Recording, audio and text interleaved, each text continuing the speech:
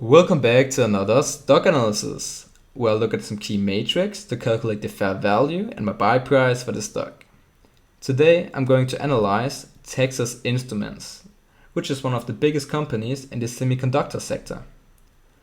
Last, they generated a revenue of $18.4 billion and they have a market capitalization of $145 billion.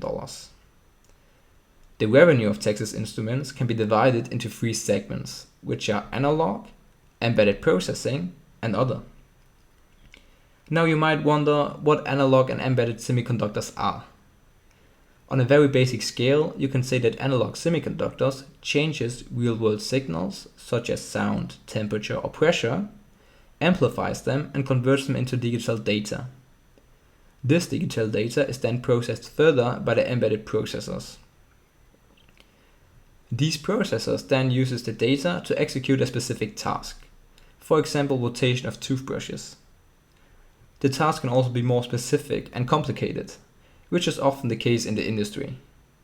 Therefore, many companies prefer to build up the system on one provider. This leads us to the further division of the revenue, where 51% comes from the industrial market, 33% from automotive, 7% from personal electronics, 5% from communication equipment, 2% from enterprise systems, and 1% from other.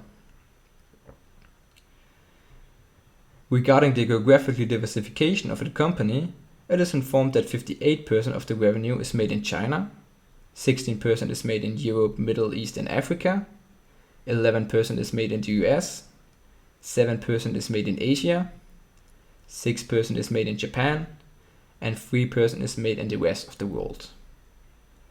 Enough about the introduction. Let's find out if Texas Instruments is a good stock to buy at its current value.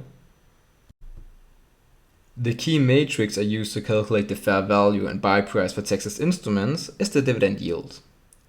I'll start with plotting the dividend yield for the last few years in a historical chart.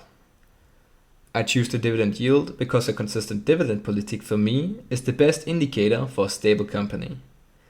Additionally, a steady dividend payout helps to stabilize my portfolio and it makes it easier to rebalance my positions. To create some sort of signal line, I take the 5 years moving average of the dividend yield and plot it in a chart. The simple approach is now that the stock seems overvalued when it's under the moving average and undervalued when it's over it. The average of the last 5 years is 2.59%, and I would like to define this as the historical dividend yield. Since the historical yield is the fundament for my fair value and buy price calculation, this value shouldn't be too volatile. In an ideal case, the curve would give a straight line. I can measure how much the curve deviates from this ideal straight line by calculating the relative standard deviation, which for Texas Instruments is 10.2%. To the historical yield, add a personal defined margin of safety of 25%. This margin of safety will be adjusted upwards or downwards depending on the matrix of the company. My first criteria is the stability of the dividend measured with the relative standard deviation. With this value I can measure how volatile the dividend yield is. A high relative standard deviation would higher my risk to invest at a bad timing. As said earlier, the relative standard deviation for Texas Instruments is 10.2%. This value is in the yellow section of the rating scale. Therefore, the margin of safety doesn't change. As a dividend investor, the dividend growth of course is a very important matrix for me. In 2007, 30 cents were paid, and in 2022, $4.68 is expected. Texas Instruments has paid and increased the dividend for 18 consecutive years, which makes them a dividend contender. In the last 5 years, the average dividend growth was 17.2%. A dividend growth of 17.2% is a phenomenal value and in the dark green section of the rating scale. Therefore, I subtract 10% from the margin of safety. By looking at the payout ratio, I'll find out if this high dividend growth is sustainable for the company. I always look at the payout ratio in respect to the free cash flow, which is the cash flow the company has available after they've paid all necessary expenses. the free cash flow from Texas Instruments has increased from $6.1 billion in 2018 to $6.3 billion in 2021. The cash dividend were respectively $2.6 billion and $3.9 billion.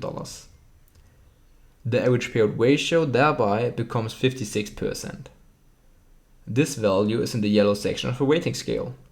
Therefore, the margin of safety doesn't change. Next, I'll take a look at the debt situation. The company has a debt of $8.1 billion and has $0.6 billion in cash.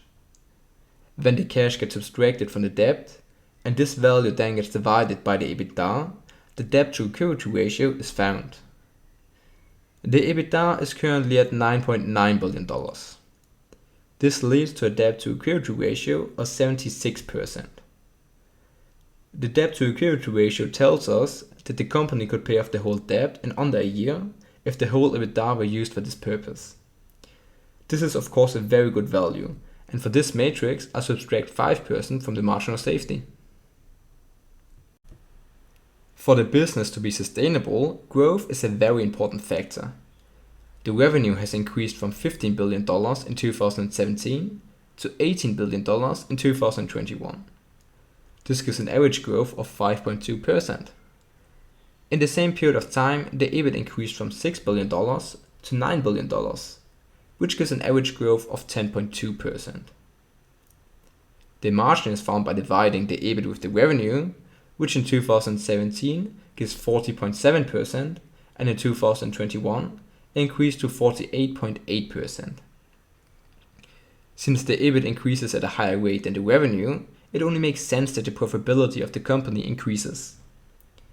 In this case, it increases with 4.7% in average.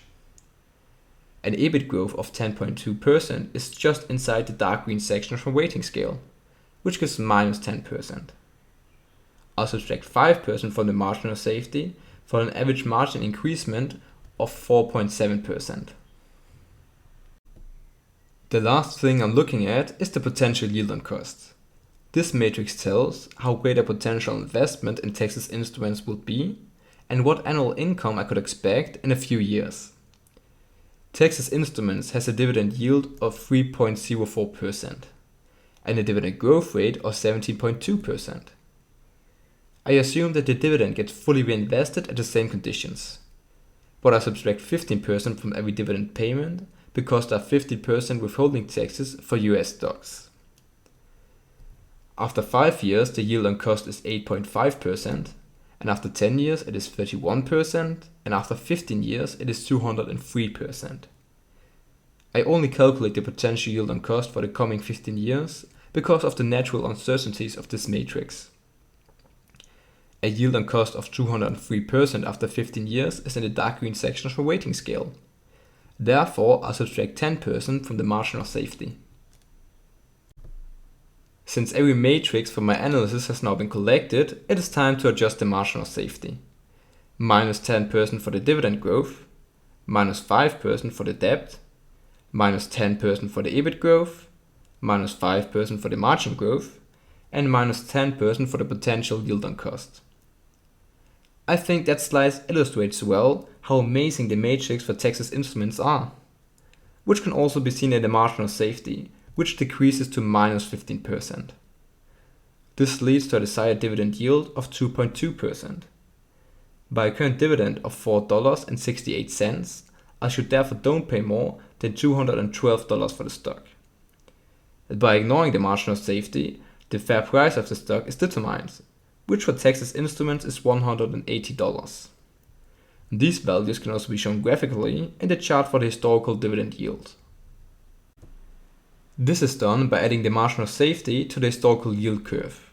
This then gives a new curve which always lies 15% under the historical yield curve. As seen in the graph, the historical yield and the margin of safety are under the yield curve.